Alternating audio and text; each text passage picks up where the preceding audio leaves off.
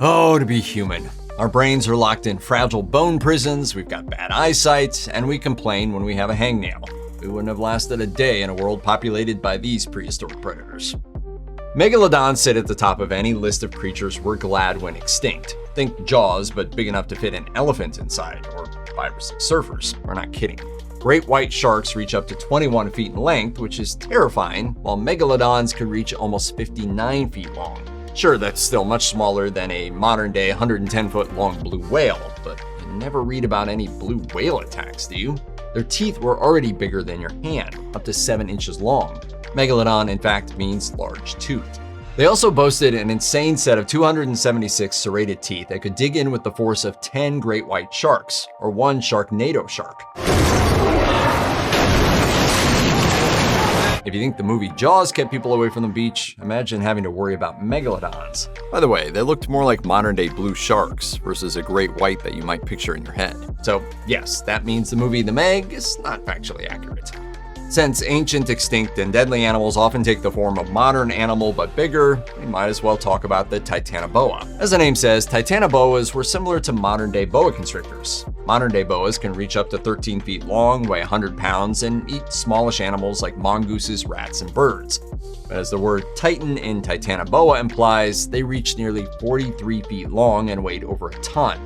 Such a horror would have approximately 0% difficulty wrapping up a human and crunching our bones. In case you're wondering how Titanoboas got so big, the answer is heat. The Paleocene epoch was hotter and wetter than today, which encouraged the growth of plants and cold-blooded species like snakes.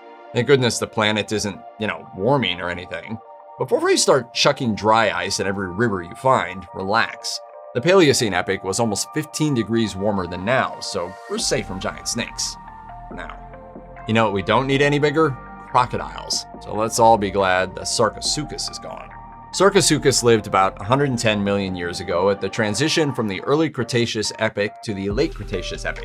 This was the time before flowering plants, when there was no ice on the poles and mammals were limited to little furry critters scurrying about underfoot. Sarcosuchus did much of what modern-day crocodiles do, hunkered down near water and lashed out at prey when they strolled by for a drink. This was after the Titanoboa was around, so at least they didn't have to compete for food with giant snakes. Sarcosuchus reached up to 40 feet in length, weighed nearly 9 tons, and had a strangely large snout and overbite that left a gap between its jaw when its mouth was shut. That jaw, by the way, was 6 feet long, and they ate dinosaurs for breakfast. Literally. Crocodiles are scary enough today. We don't need 40-footers floating around in rivers. So you know how some folks freak out if a seagull or a pigeon whizzes by their head? These birds could poop on you, steal your fries, or maybe worst case scenario, try birding you to death. Now what's happening? The birds! They just birded a man to death! But how about a bird with a bill so long that it could skewer you like a piece of meat on a kebab? We're talking about Quetzalcoatlus, one of the biggest pterosaurs, aka flying reptiles, that ever lived. It existed earlier than the other animals we've mentioned during the late Jurassic epoch, from 161 to 146 million years ago. Quetzalcoatlus wasn't a bird as you might imagine, nor is it related to modern birds. It had no tail, hair instead of feathers, a neck that comprised more than half of its height, 10 out of 16 feet, weighed 550 pounds, had a 20-foot wide wingspan, could fly up to 80 miles an hour, and had a super long slender beak like the blade of a rapier. If this sounds like absolute nightmare fuel, then you'll be horrified to know that it used its beak like chopsticks. We're talking about swooping down from the skies, snapping up suitably sized prey like lizards and small mammals, kicking its head back and guzzling a squirming animal whole like a modern heron does fish. We know that it ate like this because it didn't have any teeth, which, thank God, right? Because if it was still around today, it would just swallow us whole instead of chewing us up, which I guess is better. It's hard to believe, but most people never heard of a raptor before the movie Jurassic Park came out. Seriously, and now they're modern-day nightmare fuel. In fact, when thinking of predators ideally suited to chowing down on human life, raptors might top the list. That's because they're smaller, faster, leaner, and capable of squeezing into spaces that would bar larger creatures.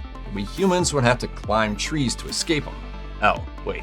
Paleontologist Cass Morrison says that they might even have climbed trees. Thanks, Cass.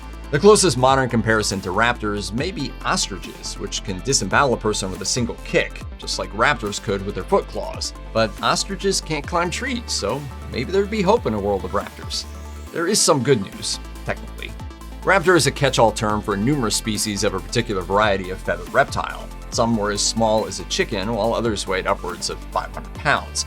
They survived all the way from 145 to 65 million years ago, and only died off when an asteroid struck Earth. So the good news is not all raptors would kill us if they were around today, just the ones that weighed 500 pounds.